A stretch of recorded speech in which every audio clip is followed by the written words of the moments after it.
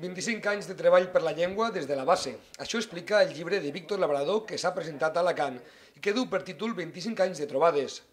Una obra que repassa la trajectòria d'escola valenciana i que neix amb l'objectiu d'explicar una feina que ha permès trencar una inèrcia negativa de segles. D'entrada és l'únic procés que ha viscut la llengua després de 400 anys clarament positiu, clarament favorable a la llengua. Des del segle XVI, la nostra llengua socialment només ha tingut retrocessos.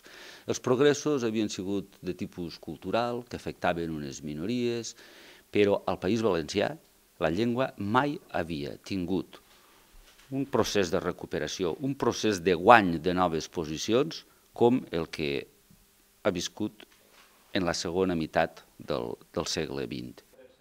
I això malgrat els impediments que es troba el valencià amb una administració que posa sistemàticament entre bancs al seu avenç. Labrador ha defensat que les decisions polítiques són fonamentals per al futur de la llengua.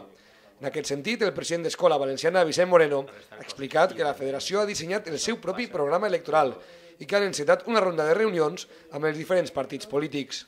Si fórem un partit, el nostre programa electoral a nivell lingüístic i d'educació seria este. Pam. Primera, el document d'Escola Valenciana que presentant l'altre dia, aquesta és la primera que aquest partit acceptaria com a tal.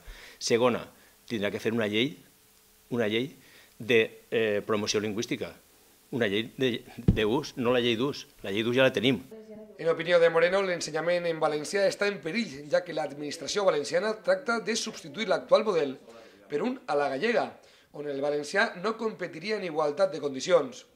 El president d'Escola Valenciana assegura que l'actual sistema dona resultats òptims i ha denunciat que el govern amaga els resultats de proves que demostren que els estudiants de les línies en valencià estan fins a 14 punts per sobre de la resta. I això està demostrat en uns estudis que no trauen a la llum i que algú algun dia els investigarà. Per a Vicent Moreno, el valencià, lluny de ser un problema, és la clau de les oportunitats, tant a l'hora d'aprendre noves llengües com del futur econòmic del país. Diu, el valencià no és un problema.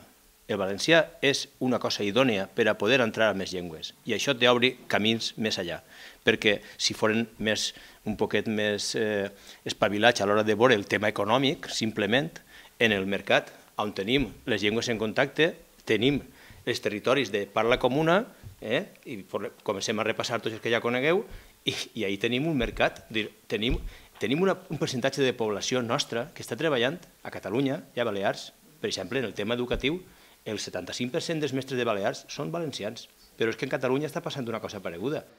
La presentació del llibre davant una vintena de persones va tenir lloc a la llibreria 80 Mundos d'Alacant i va finalitzar amb un interessant debat entre els assistents, amb la diputada de Compromís Mireia Moya inclosa, i els convidats.